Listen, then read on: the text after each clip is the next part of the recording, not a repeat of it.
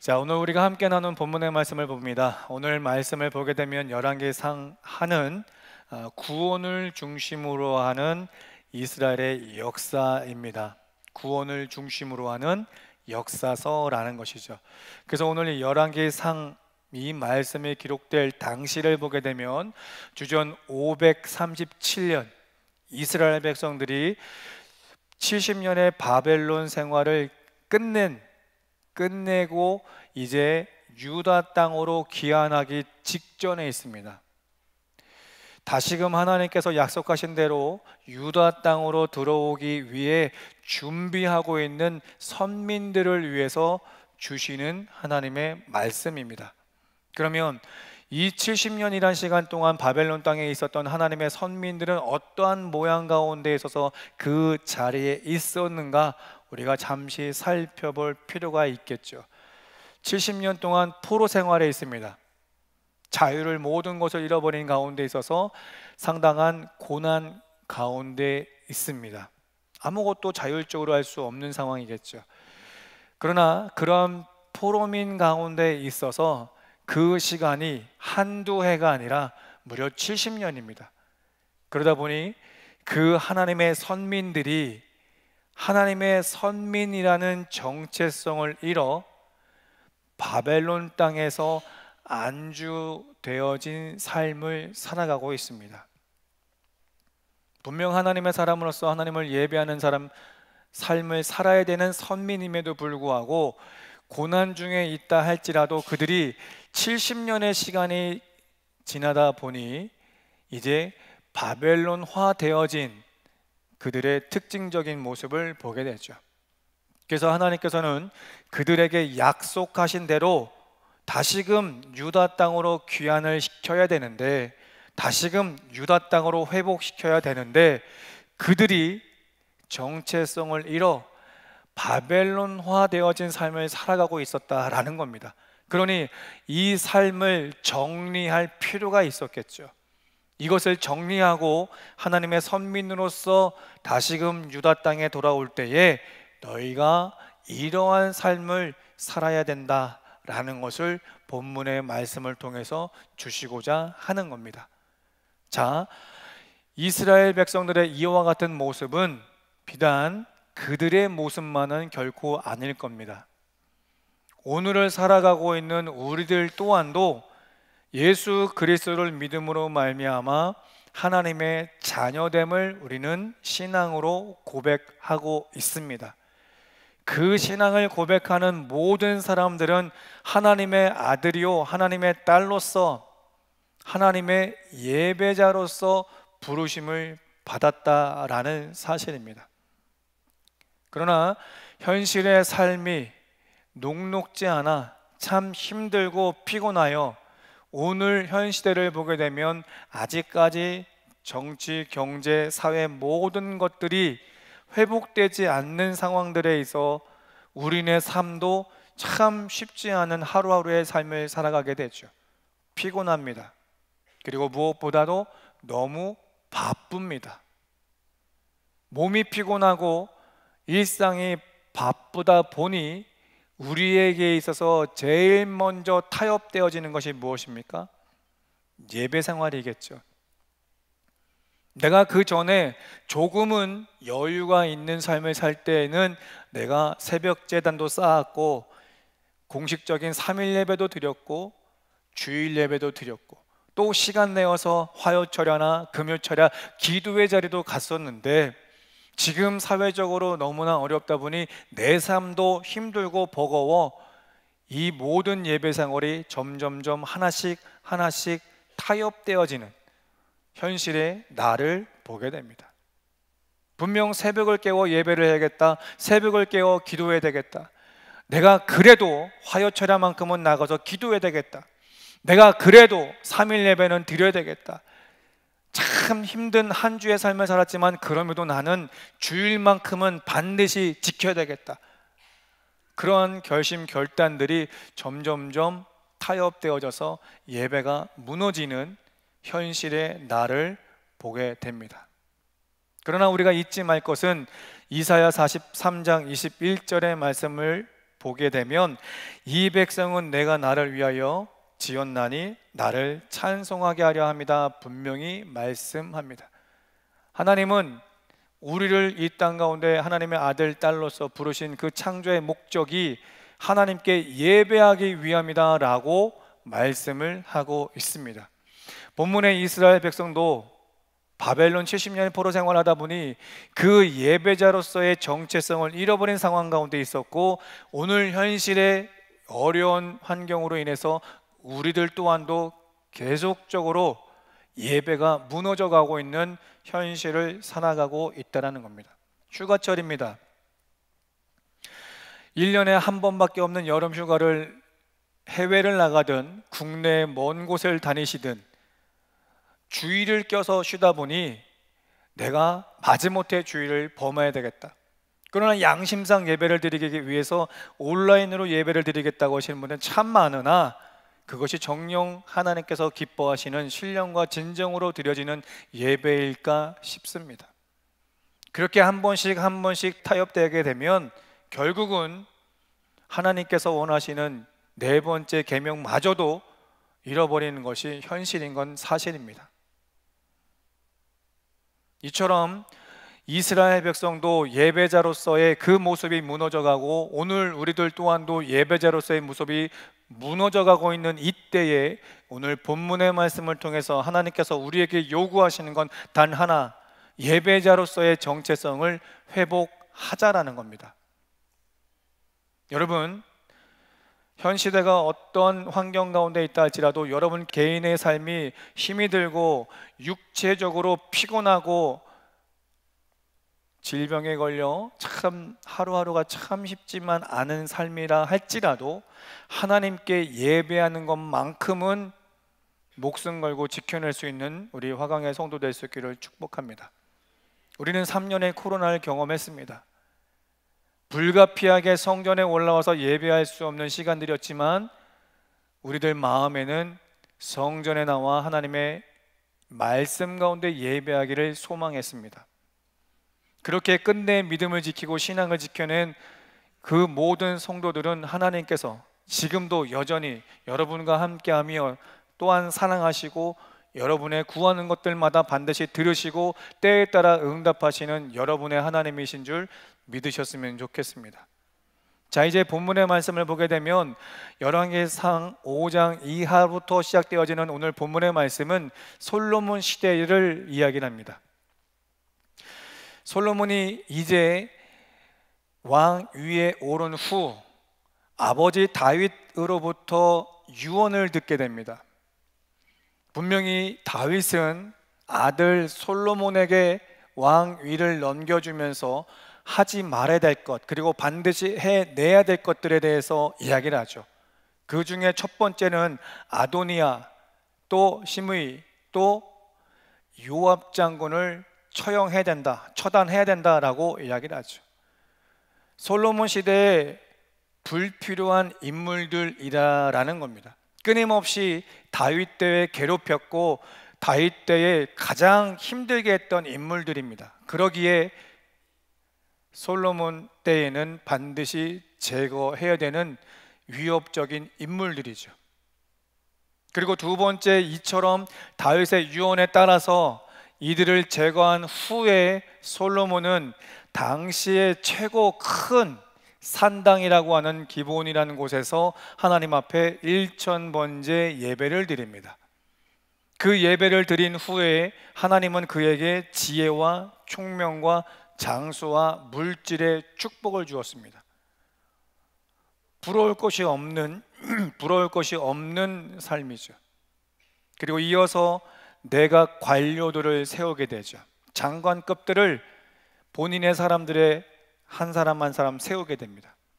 그리고 12지역마다 새로운 행정구역을 재편성을 하고 그 재편성되어진 그 구역들마다 관료들을 세우게 되죠.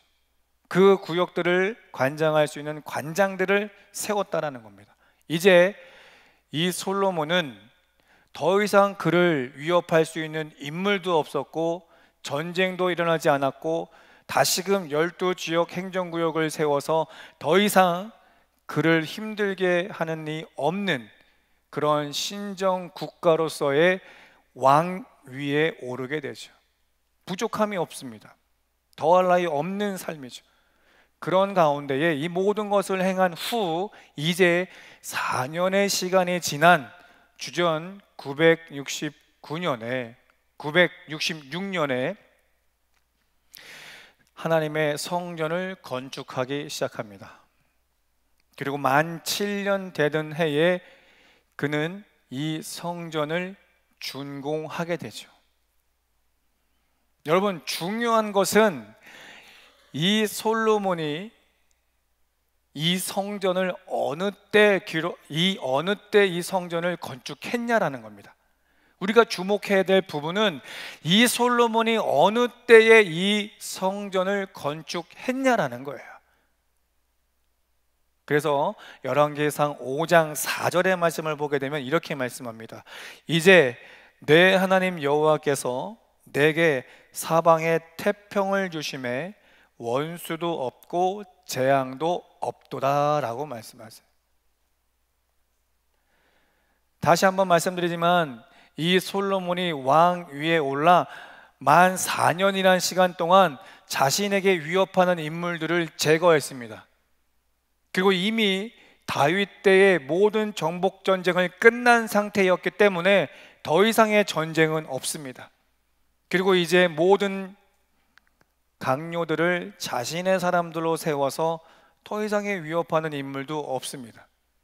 12 행정구역을 세워서 각 인물들을 세워 이제는 하나님 보시기에도 신정국가로서 아름답고 평화로운 그러한 상황 가운데 있습니다. 그렇다고 한다면 누구나 할 것 없이 이제 이 나라는 내 나라, 내 민족이 될 수 있습니다. 이제 내 마음대로, 내 뜻대로 정치할 수도 있고 다스릴 수 있는 상황이죠. 그래 4절에 말씀하신 것처럼 하나님께서 태평을 주셨고 더 이상의 원수도 없고 재앙도 없는 평화로운 상황에 있습니다. 이제 내 세상인 겁니다. 더 이상 누군가를 나를 압박하는 사람도 없고 상황도 없는, 이제 내 마음껏 내가 다스릴 수 있는 환경의 여건을 맞이하고 있었다라는 것이죠. 그런 가운데에 솔로몬은 하나님께서 원하셨고 아버지 다윗이 원했던, 그토록 희망했던 성전을 건축했다라는 겁니다. 여러분, 시대는 다르나 솔로몬 때처럼 평안했던 왕국 시대가 있습니다. 솔로몬 이후에 우리가 잘 알고 있는 것처럼 여로보암과 르호보암으로 나라는 분열되죠. 분열되어진 상황 가운데 있어서 북쪽에는 여로보암 2세, 그리고 남쪽에는 우시야라는 왕이 왕 위에 있을 때에 각각 북쪽에는 40년, 남쪽에는 52년, 그 시간 동안 평안했다라고 이야기를 해요. 오늘 솔로몬이 평안했다, 태평했다라는 그때와 똑같이 여로보암 2세와 우시야 때 또한도 각각 40년, 52년 평안했다라고 분명히 성경은 말씀합니다. 그때에 그들은 각각의 국력을 강화시켰고, 국력을 강화시키니 정치, 경제가 안정권에 들어서게 됩니다. 그런데 이 여로보암 2세와 우시야 때에 이렇게 평안할 때 어떤 특징적이 일어납니까? 모든 백성들이, 북쪽의 이스라엘 백성도 남쪽의 이스라엘 백성도 하나님의 사람임에도 불구하고 그 정체성을 잃어버리고 주변에 있는 많은 나라, 민족의 우상들을 받아들이게 되죠. 희한합니다.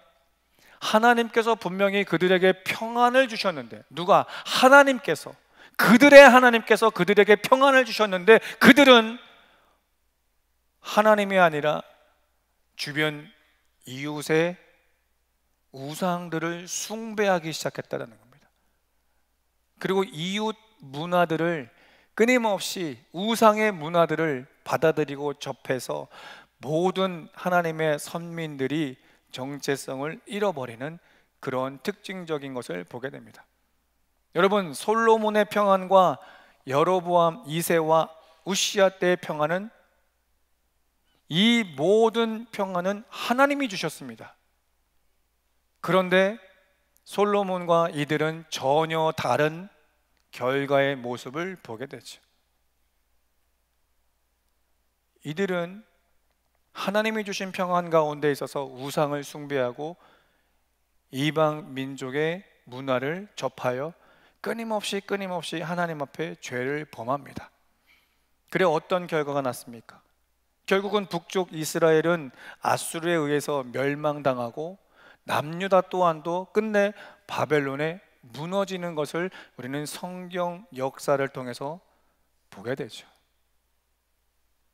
똑같은 하나님이 주시는 평안 가운데 오늘 본문에 소개되고 있는 이 솔로몬은 자신의 나라를 만들어갈 수 있는 상황임에도 불구하고 하나님의 성전을 건축했다는 거예요. 즉 하나님의 말씀에 집중했다는 거죠.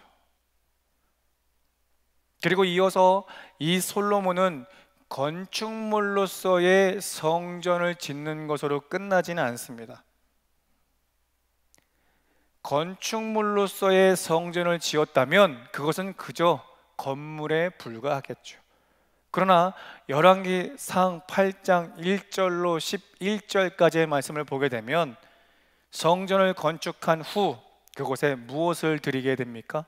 하나님의 언약궤를 드리게 됩니다. 하나님의 언약궤라는 건 무엇을 의미하겠어요? 하나님의 말씀이라는 거지. 모세에게 주셨던 그 돌판에 새겨진 10가지 계명, 온전히 그 계명, 하나님의 말씀만 성전에 드렸다는 거예요. 그 하나님의 성전에 하나님의 언약궤를 드리니 열왕기상 8장 10절과 11절에는 뭐라고 말씀합니까? 그곳에 하나님의 영광이 가득했다라고 말씀하시죠. 하나님의 영광이 가득했다라는 것, 하나님의 임재가 그 성전 안에 임했다라는 것을 말씀합니다. 그렇다고 한다면 우리가 예배하는 이 장소 또한도 건물로서만 본다면 그저 20년 된 건물에 불과합니다. 그러나 이곳에 하나님의 말씀이 있으니 이 성전 안에 또한도 하나님의 임재가 있는 줄 믿습니다. 이렇게 솔로몬은 평화로운 때에 하나님께 더 집중을 합니다. 성전 건축에 집중을 했고 그 성전 안에 하나님의 언약궤를 드립니다. 그래서 그 성전에 하나님의 임재하시는 사건을 소개하고 있습니다. 그리고 이어서 열왕기상 8장 22절 이하의 말씀을 보면 이제 이 솔로몬이 성전을 건축하고 언약궤를 드린 후 하나님께 봉헌 기도를 하죠. 성전을 건축하고 말씀을 드려 그 말씀에 의지하여 하나님 앞에 기도했다라는 거예요. 그리고 그가 기도하기를 모든 이스라엘 후대의 선민들을 위한 7가지 중보 기도를 합니다. 그 가운데 8장 30절에 이렇게 말씀합니다. 주의 백성 이스라엘이 이곳을 향하여 기도할 때 주는 그 간구함을 들으시되 주께서 계신 곳 하늘에서 들으시고 들으시사 사하여 주옵소서라고 말씀을 하시죠. 솔로몬은 평화로울 때 하나님의 성전을 건축합니다. 그리고 그곳에 하나님의 언약궤를 드립니다. 그리고 그는 그 말씀에 의지해서 기도하고 있다는 겁니다. 이 솔로몬이 이와 같이 하나님 앞에 행위한 이 모습, 후대 가운데 후대에 동일하게 했던 인물 다니엘을 보십시오. 이 열왕기상이 누구를 향해서 말씀하고 있다고 했습니까? 70년 포로 생활 가운데 있어서 포로민임에도 불구하고 그 가운데 있어서 정체성을 잃어 생활에 안주되어져 바벨론화 되어진 하나님의 선민들을 향해서 주시는 말씀이라고 했습니다. 그런데 그 땅에 동일하게 바벨론 땅에서 포로민으로 살고 있는 다니엘을 보십시오. 다니엘은 오늘 솔로몬이 했던 그 기도처럼 하루 3번 성전을 향해 창을 열었습니다. 그리고 그 성전에 주시는 하나님의 말씀을 붙들고 기도했다라는 거죠. 어떤 역사가 일어납니까? 분명히 내 믿음, 내 신앙 지킴으로 인해서 당장은 사자굴에 갇히는 상황이 내게 닥쳤을지 모르지만 하나님의 말씀을 붙들고 기도했던 다니엘에게 하나님의 영이 그와 함께 하셨고 사자의 입을 봉하셔서 그로 하여금 살리심과 동시에 그 당시 왕이 하나님을 알게 하셨고 하나님은 그 다니엘을 높이시는 사건을 우리는 보게 되죠. 여러분, 오늘 이 본문의 말씀을 통해서 이스라엘 백성들에게 말씀하고 싶었던 것은 너희가 잃어버렸던 예배자로서의 그 모습이 회복되어야 된다는 것을 솔로몬 통해서 이야기하고 싶었던 겁니다. 비록 이 솔로몬은 평안 가운데 있었다 할지라도 하나님의 성전과 하나님의 말씀 드리는 것을 우선순위 했다라는 겁니다. 이처럼 하나님의 성전을 건축하고 하나님의 말씀을 우선순위 했다라는 건 무엇을 의미하겠습니까? 하나님께 예배하는 것에 그는 집중했다라는 거예요. 그래서 그 하나님의 말씀을 붙들고 기도했다라는 것을 우리들에게 주시는 메시지입니다. 그럼 오늘 현실을 살고 있는 우리들 또한도 우리가 어떻게 이 말씀을 적용해 볼 수 있겠습니까? 삶이 힘들고 피곤하여 가장 먼저 타협되어지는 것, 예배 생활 무너지고 있는 오늘을 살고 있다 말씀드렸습니다. 그 마음 들 수는 있습니다.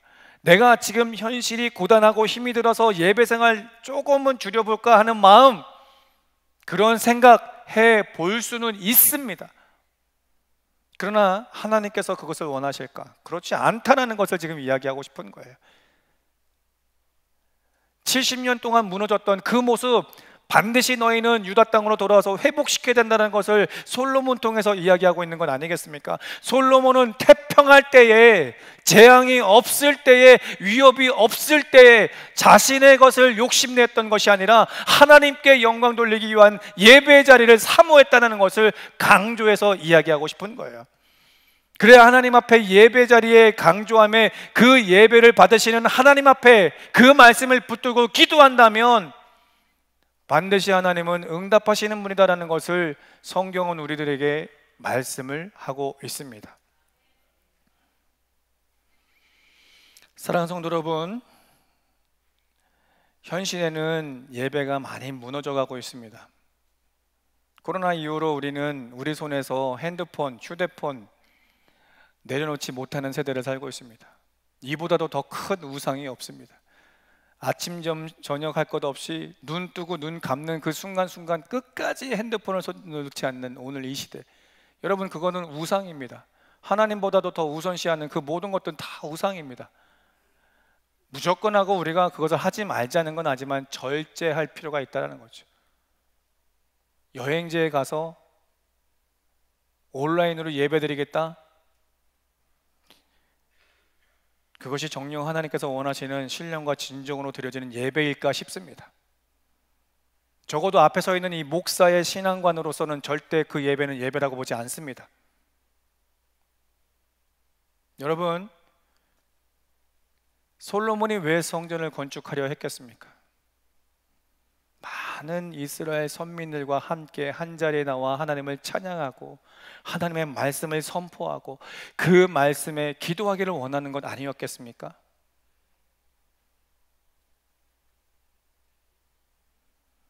오늘 현 시대 가운데 있어서 우리는 하나님의 예배자로서 부름을 받았다는 걸 잊지 않으셨으면 좋겠습니다. 여러분, 저도 예배자입니다. 메신저이지만 하나님의 예배자입니다. 우리 모두도 하나님의 예배자입니다. 세상이 점점점 변해가고 있지만 우리가 하나님의 예배자임을 잊지 않으셨으면 좋겠습니다. 말씀을 정리합니다. 오늘 8월 우리가 경건 인물 솔로몬에 대해서 우리가 함께 나누었습니다. 솔로몬은 평안할 때, 태평하다 할 때 그럼에도 불구하고 성전을 건축했고 그 성전 안에 하나님의 말씀을 드리며 그 말씀 붙들고 기도하는 삶을 우리들에게 먼저 보여주셨습니다. 여러분, 고린도전서 3장 16절에 말씀하신 것처럼 우리 모두는 예수 그리스도를 나의 주 나의 하나님이라 신앙을 고백함으로 인해서 우리 모두는 하나님의 성전입니다. 그리고 이 하나님의 성전 안에는 반드시 하나님의 영, 거룩한 영, 성령이 임재하고 계십니다. 그렇다고 한다면 여러분들이 거룩한 날 이 자리에 모여서 함께 예배함이 마땅함과 동시에 여러분이 어느 곳 어느 장소에 있어서도 내가 하나님의 예배자임을 잊지 않았으면 좋겠습니다. 그래서 어느 곳에 있든지 간에 하나님의 말씀을 붙들고 기도할 수 있는 여러분 되시기를 간곡히 소망합니다. 그러할 때에 반드시 하나님은 다니엘에게 역사하셨던 그 역사가 여러분 가운데 또한도 허락해 주실 줄 믿습니다. 마지막으로 열왕기상 9장 3절, 열왕기상 9장 3절 우리 한 목소리로 합독합니다. 시작. 여호와께서 그에게 이르시되 내 기도와 내가 내 앞에서 간구한 바를 내가 들었은즉 나는 내가 건축한 이 성전을 거룩하게 구별하여 내 이름을 영원히 그곳에 두며 내 눈길과 내 마음이 항상 거기에 있으리니. 이 성전에는 하나님의 임재가 있습니다. 그리고 여러분 한 분 한 분 가운데 하나님은 반드시 함께 하십니다. 일주일에 한 번 모여 하나님 앞에 예배하는 이 거룩한 날 반드시 어떤 경우에라도 지킬 수 있는 우리 귀한 성도 되기를 원하고, 여러분들이 어느 처소에 있다 할지라도 하나님의 성전으로서 하나님의 영이 임재하는 사람으로서 항상 말씀을 붙들고 기도하신다면 반드시 그 기도를 들으시고 역사하시는 여러분의 하나님 되시는 줄 믿으셨으면 좋겠습니다. 그 말씀을 붙들고 이 한 주도 승리하는 우리 귀한 성도 될 수 있기를 축복합니다. 마지막으로 한번 따라해 보시겠습니까? 나는 하나님의 예배자입니다.